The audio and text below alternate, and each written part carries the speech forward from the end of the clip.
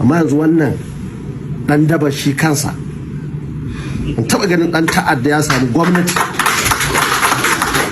kamar Ganduje ba. Dan ta'adda ne na ƙarshe. Na ga wannan da ido na a zaɓuɓɓukan nan ya haɗa 'yan daba kullum ko yau ma yanzu ya ɗebo su suna na titi ko suna zanga-zanga banza.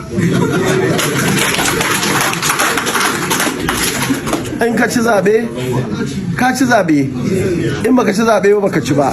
In wani yana da magana ba kotu zai tafi ba, ka je ka kai takarda na INEC ka ce ba baka yarda da abin da suka yi ba, wani zance ne to. Ina nan cikin dare zakara ne ba shi sa'a ya fita daga dare. Ku ya yake kuma so magani ma yi zaluncin da iwa jihar Kano janta baya da yayi ta wani da daga tarihinsa ya yi laifi aka zo aka ce hukuncinsa a buge shi. To shi ne wanda aka yi laifi ce gaskiya babban ɓacin ransa shi ne kawai buge shi nan kamar bata isa ba. Waye ba cuta ba ku kadai bane a yi. Mu da muke siyasa ya bata ta.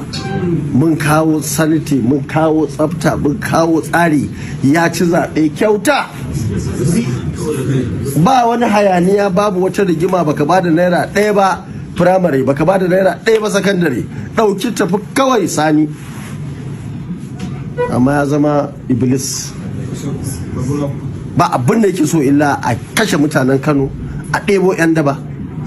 Dukkan in ka zaga zaɓuɓɓukan nan duk 'yan daba da suka je suka fasa mana akwatuna ai su ne an je an fasa